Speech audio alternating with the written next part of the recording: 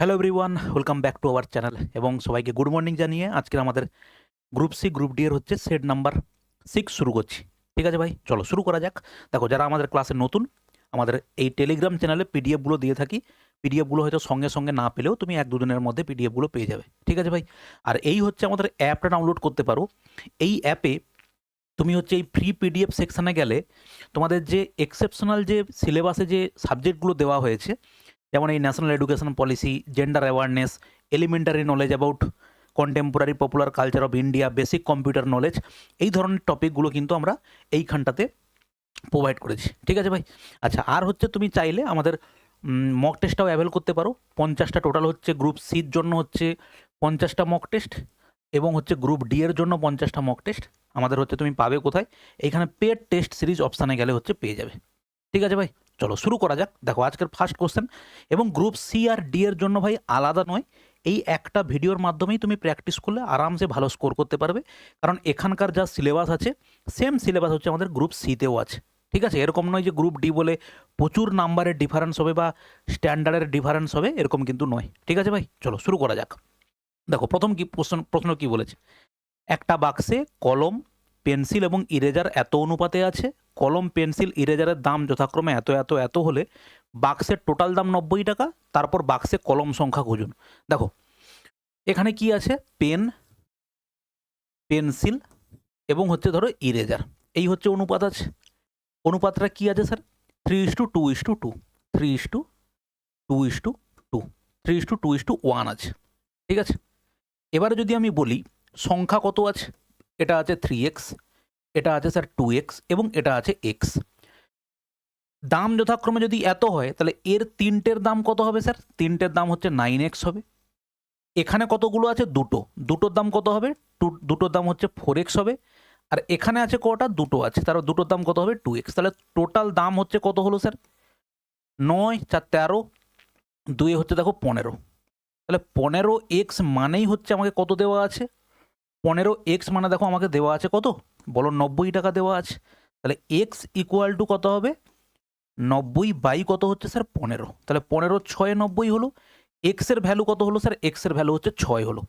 তাহলে তুমি এখানে পাবে টোটাল কত দাম হয়েছে, বা তুমি এখান থেকেই বলতে পারো এক্স এর ভ্যালু যদি 6 হয়, বাক্সে কলমের সংখ্যা, বাক্সে কলম আছে কত? 3x। তাহলে বাক্সে কলমের সংখ্যা কত হবে? 3 × 6 সমান কত হচ্ছে? 6×3 = 18। অতএব কারেক্ট অ্যান্সার হচ্ছে দেখো 18। ঠিক আছে, নেক্সট দেখো ভাই, সরল করো। খুব সিম্পল, তুমি নর্মাল ভগ্নাংশের সরল করতে পারো, অথবা তুমি এটাকে দশমিকে, দেখো এটা দশমিকে করলে কত হবে? 1 পয়েন্ট, দেখো 4 1 4, 4 2 8, 4 5 20, 1.25। এটা কত হবে? এটা হচ্ছে দেখো 0.6 হবে। আর এটা কত হবে? দেখো 0.9 হবে। তাহলে এটা যোগ করলে কত হবে? দেখো 0.6 যদি তুমি যোগ করো কত হবে? 1.85 হবে। সেখান থেকে তুমি যদি 0.9কে বাদ দাও, তাহলে তুমি কত পাবে? এটা হচ্ছে 5 পাবে। 18 থেকে 9 গেলে 9। তাহলে অ্যান্সার হচ্ছে স্যার 0.95 হচ্ছে কারেক্ট অ্যান্সার। তুমি এমনি নর্মাল ভগ্নাংশের যোগ বিয়োগও করতে পারো।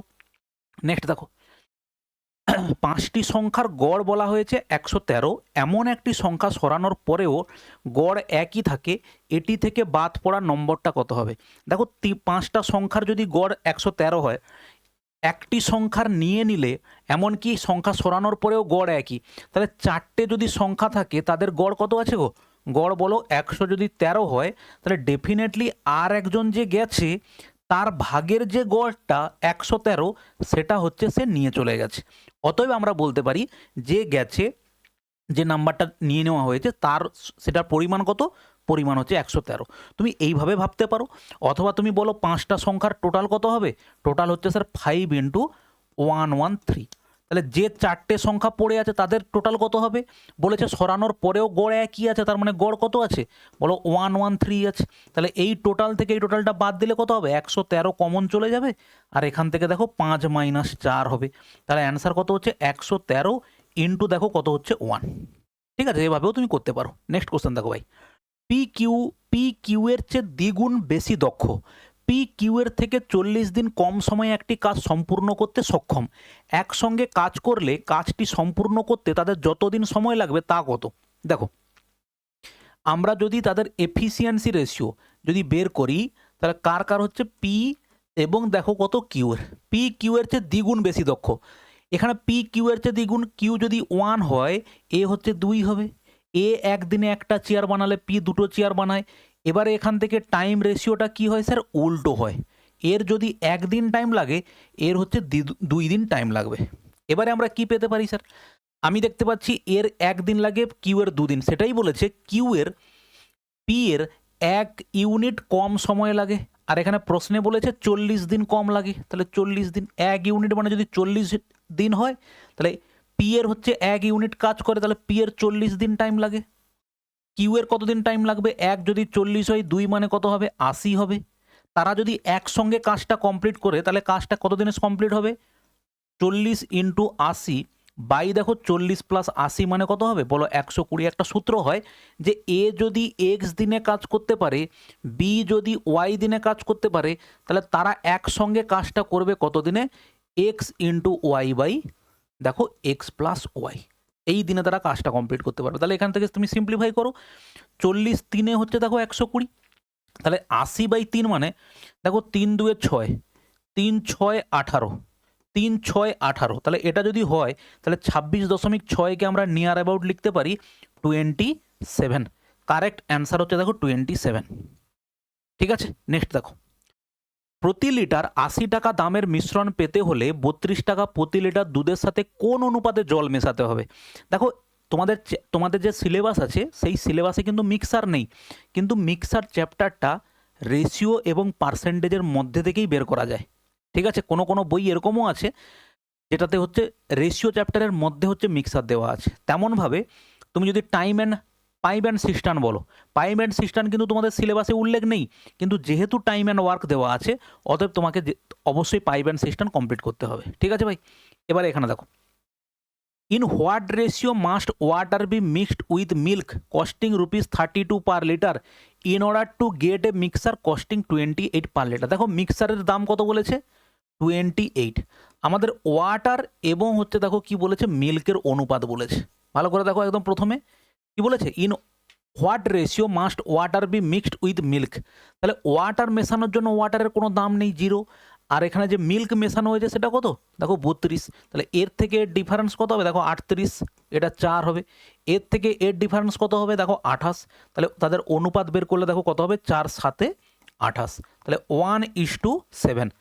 কারেক্ট অ্যান্সার হচ্ছে দেখো 1:7। ওকে, নেক্সট দেখো ভাই, দেখো এটা সিম্পলিফিকেশান, একদম মুখে মুখে করতে পারি আমরা, তাই না?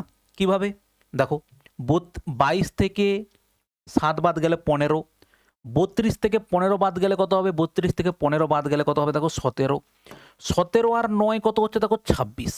তাহলে 42 থেকে 26 বাদ দিলে স্যার কত হবে, হবে দেখো 16 হবে। কারেক্ট অ্যান্সার হচ্ছে দেখো 16।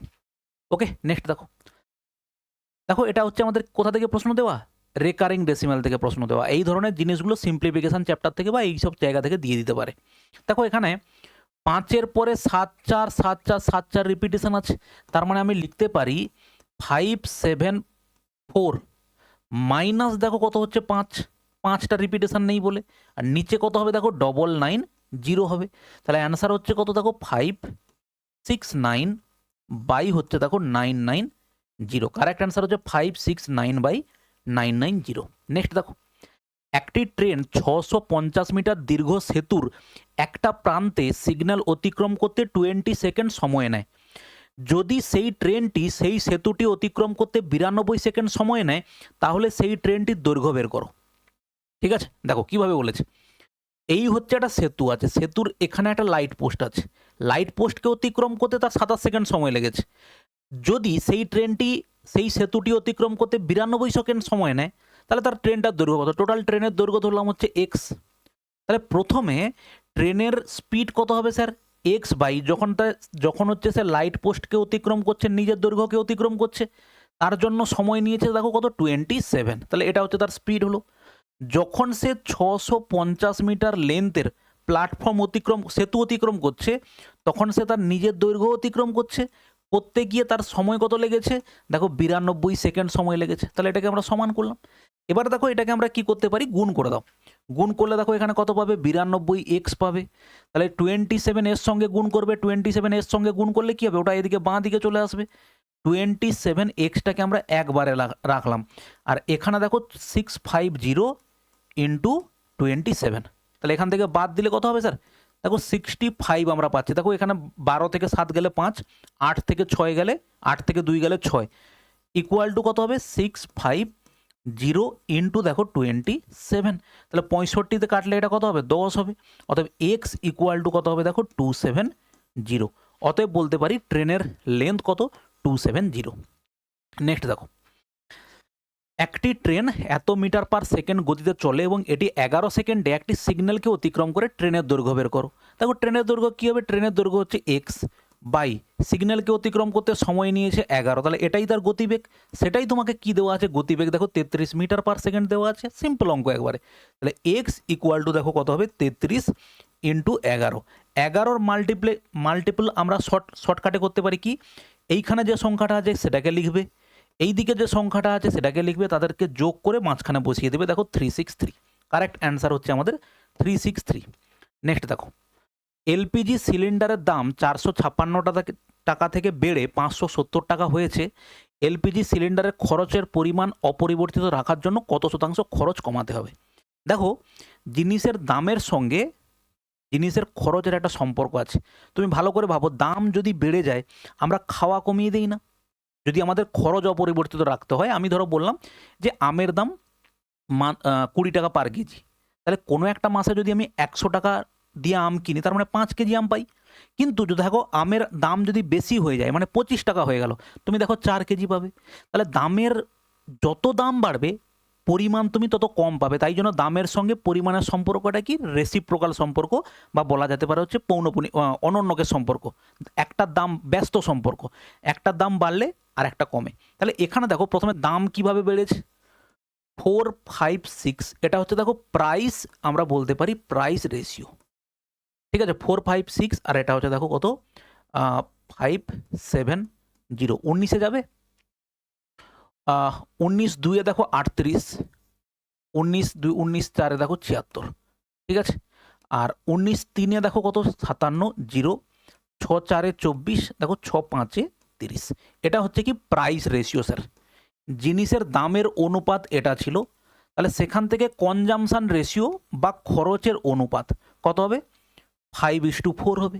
তাহলে যে জিনিস আগে 5 ব্যবহার করতাম এখন 4 ব্যবহার করি, কত কমিয়েছি স্যার? 1 কমিয়েছি। কততে? এই যে আগে 5 কম খেতাম সেটাতে 5-এ 1 কমিয়েছি, পার্সেন্টেজ মানে ইন্টু 100। সিম্পলিফাই করলে দেখো 5-2-এ 10, তাহলে 20। কারেক্ট অ্যান্সার হচ্ছে দেখো 20। নেক্সট দেখো, বার্ষিক 12% হারে 5 বছরের জন্য সরল সুদে বিনিয়োগ করার পরে অর্জিত সুদ হলো 3720 টাকা। তাই বিনিয়োগের পরিমাণ কত? দেখো 12% হারে 5 বছরের জন্য সরল সুদে রেখেছে, তাতে সুদ এত টাকা। তাহলে 1 বছরে যদি 12% সুদ পাই, 5 বছরে কত পার্সেন্ট পাবো স্যার?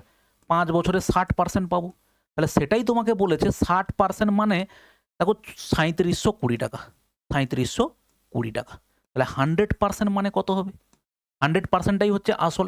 1% মানে দেখো 2260, 100% মানে দেখো ইন্টু 100। 0 0 কাটো, 6 কাটলে দেখো 6 6 36, 6 2 12। কারেক্ট অ্যান্সার হচ্ছে 6200 টাকাই হচ্ছে আমাদের কি বলো? আসল টাকা হচ্ছে 6200 টাকা। নেক্সট দেখো, 54 এবং 81-কে ভাগ করতে পারে এমন বৃহত্তম সংখ্যাটা খুঁজুন। তার জন্য আমরা কি করব? Simple option test. এটাতে অ্যাকচুয়ালি বের করতে হবে কি? গসাগু বের করতে হবে। আমি অপশান টেস্ট করলেই পেতে পারি। দেখো এদের মধ্যে সবথেকে বড় সংখ্যাকে 27, আমি চেক করে দেখি। 27 দিয়ে ভাগ করলে 27 হচ্ছে 2-এ হবে, কাটবে। আর এটাই কাটলে কত হবে? দেখো 3-এ। অতএব আমরা দেখেই বলতে পারছি কি আমাদের অ্যান্সার হচ্ছে কত হবে? 27।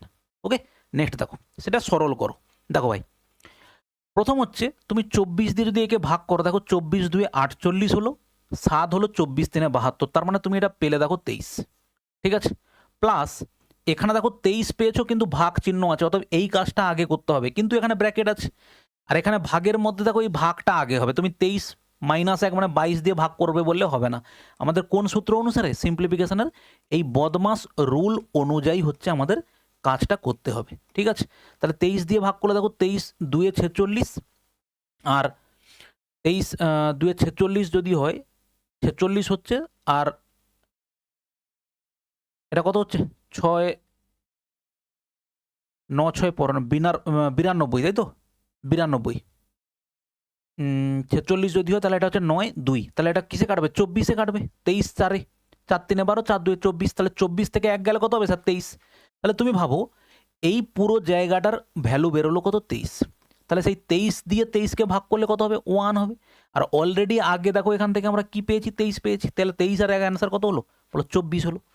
নেক্সট কোশ্চেন দেখো ভাই, একটি নির্দিষ্ট পরিমাণকে 6:5-এ দুভাগে ভাগ করা হয়। যদি প্রথম অংশ 48 টাকা হয় তাহলে মোট পরিমাণ কত? দেখো 6:5, প্রথম অংশ কি বলেছে? 48 টাকা।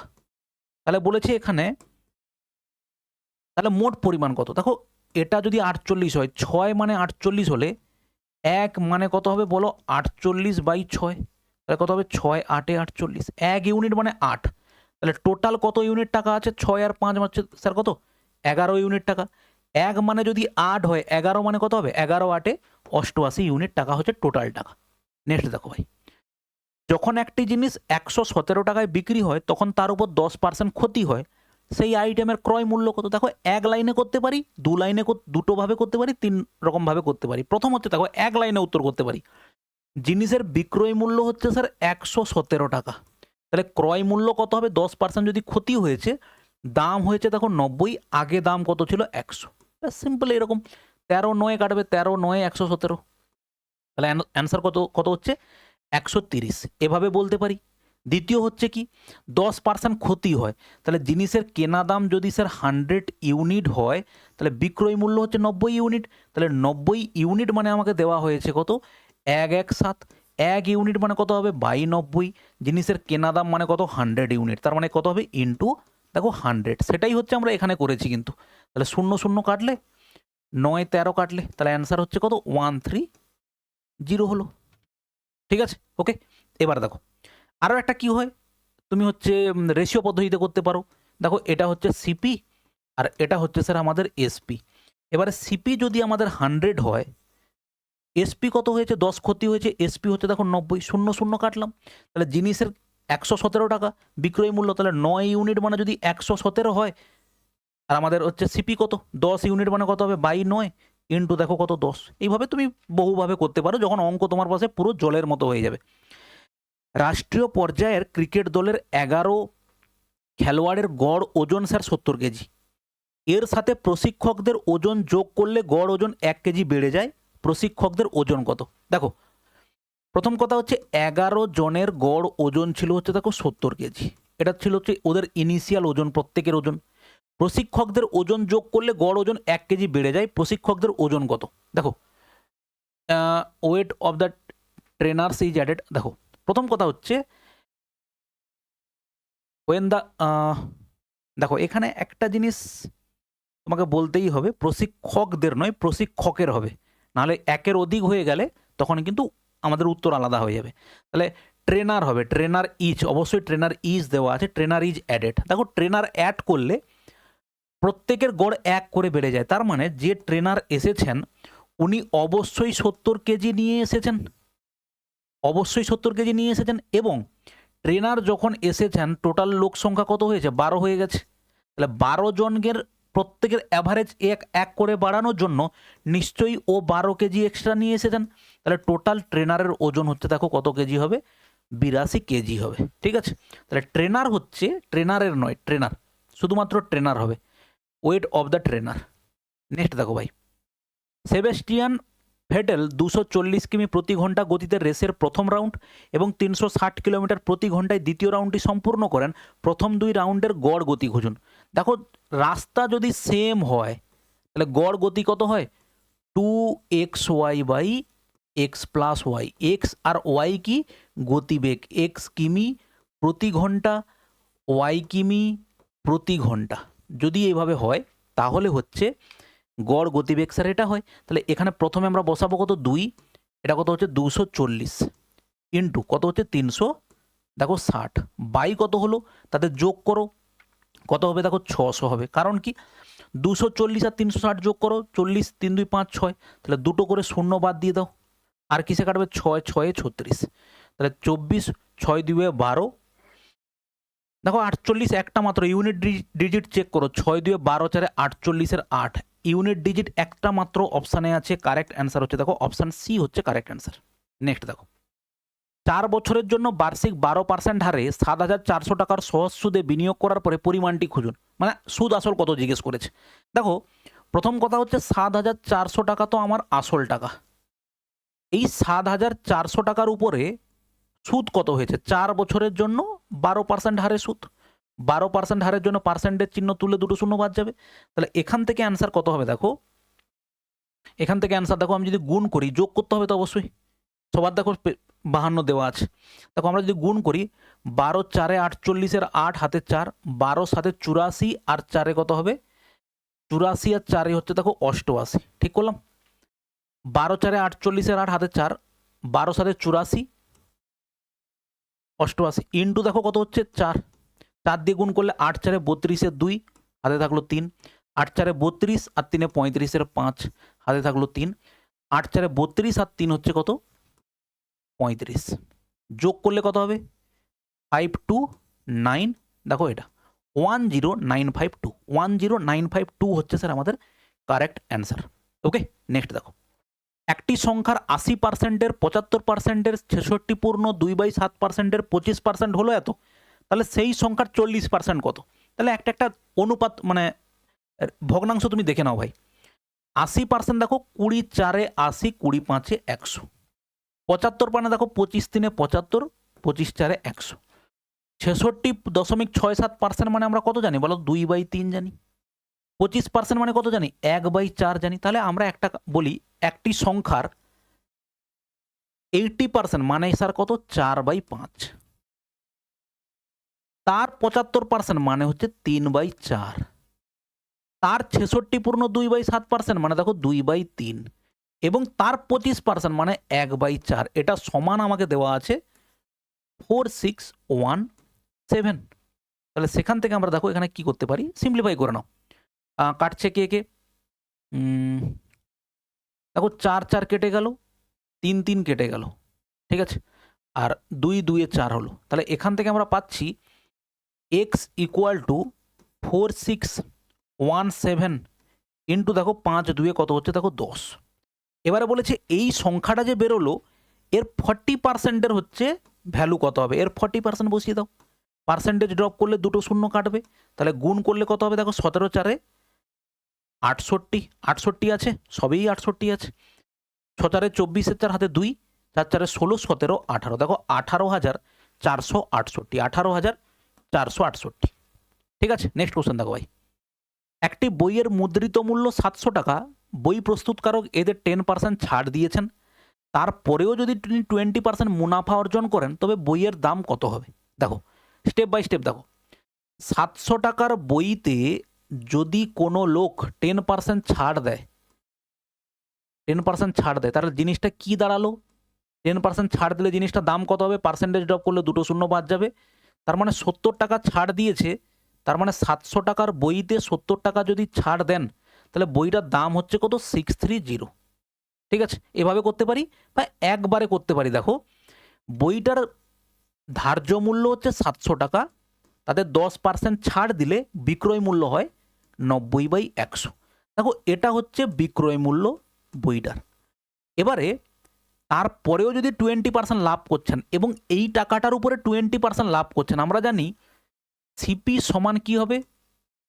এসপি ইন্টু 100/100 প্লাস মাইনাস দেখো এক্স, এটা আমরা জানি। তাহলে একবারে বসাতে পারি সিপি কত হবে?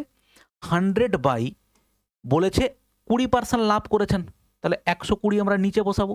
তাহলে এটাকে হচ্ছে সিম্পলিফাই করো, 0 0 বাদ দিয়ে দাও, এটা বাদ দাও, দেখো এখানে 3 3 9, 3 4 12, দুটো শূন্য দেখতে পাচ্ছি, তার জন্য একবারে দুটো শূন্য কাটলে দেখো কত হবে? 25 হবে। 25 সাথে দেখো কত হবে? 175 ইন্টু দেখো 3, তাহলে 5 3 15, 5 হাতে 1, 17 3 51 আর 1 হচ্ছে কত? 52। তাহলে 525 টাকা হচ্ছে বইটার কেনা দাম। ঠিক আছে ভাই, এই হলো গিয়ে আমাদের টোটাল আজকের সেটের 20টা প্রশ্ন। আমরা প্রত্যেক দিন এইভাবে 20টা করে যদি প্রশ্ন প্র্যাকটিস করি না ভাই, তুমি একটা সময়ের পরে দেখবে তোমার কাছে কত প্রশ্ন জমা হয়ে যাবে। এক মাসে তুমি ভাবো 20টা যদি ক্লাস করি, আমার এক মাসে 400 কোশ্চেন তোমার প্র্যাকটিস হয়ে যাবে। ঠিক আছে, এরপরে তো আমরা চ্যাপ্টার ওয়াইজ ক্লাস অবশ্যই করবো, টাইম পাচ্ছি না বলে করাতে পারছি না, করিয়ে দেবো, 1-2 সপ্তাহের মধ্যে শুরু করে দেবো। ঠিক আছে ভাই, ভালো থাকবে। এবং মক টেস্ট ভাই অবশ্যই দাও। মক টেস্ট পুরো সিলেবাস অনুযায়ী আমাদের বানানো, 50টা মক টেস্ট তুমি যদি ভালো করে প্র্যাকটিস করে যাও, আশা করা যায় তুমি একটা পজিটিভ কিছু একটা রেজাল্ট পাবে। ঠিক আছে ভাই, ভালো থাকবে, দেখা হচ্ছে নেক্সট ক্লাসে, বাই।